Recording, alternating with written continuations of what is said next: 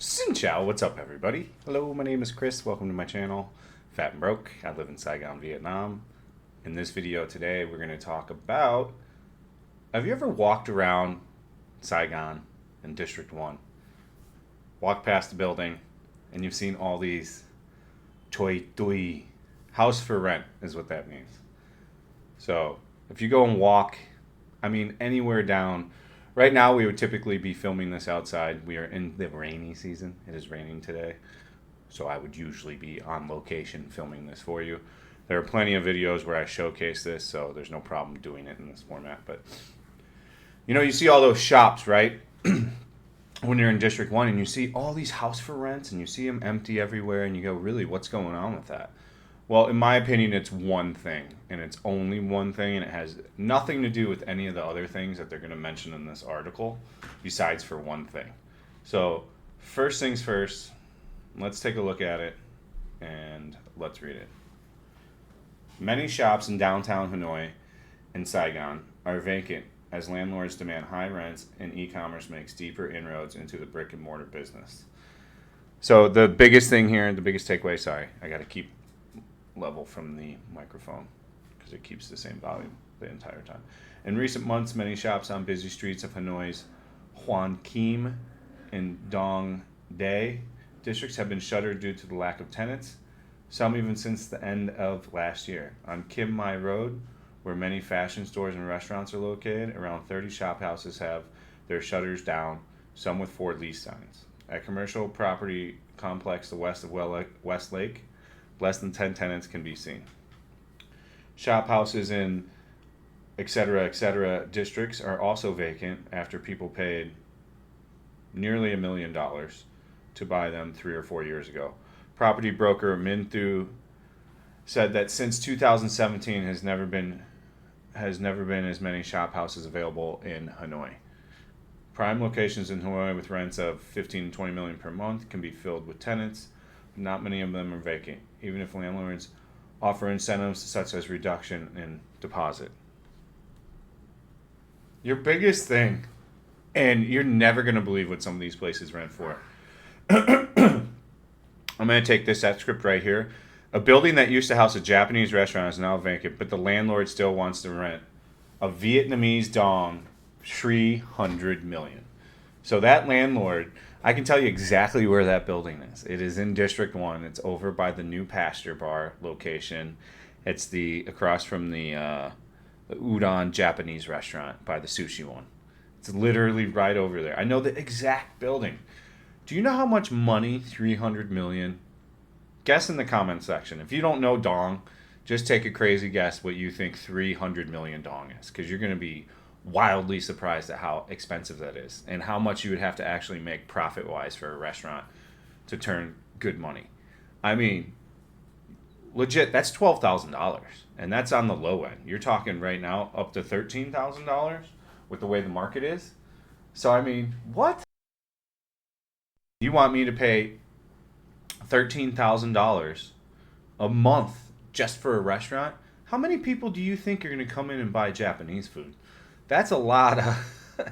So then what you have is you've got multiple ways you can handle this. You can charge a lot for the food and hope that people will come in.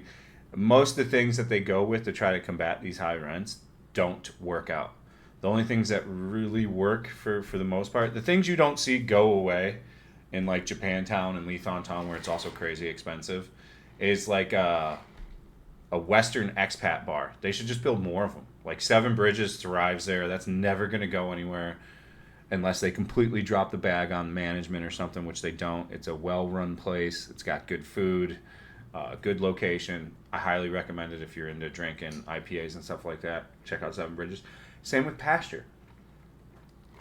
And there's not enough of them still. The overflow can still be there's enough overflow. Like if you ask me right now, what would I open up? I'd probably open up a direct competition to Pasture and try to compete in that space. Vacancy signs are also seen in many places in District 7 that used to be restaurants or offices, but their landlords have barely lowered their prices. The asking rate for a 100 square meter shop house on Nguyen Van Lin Road, for instance, is Vietnamese 50 million a month. So that's $2,000. That's too much even there. So even at like $2,000, that's still way too much money for a shop house per month, in my opinion, especially in District 7.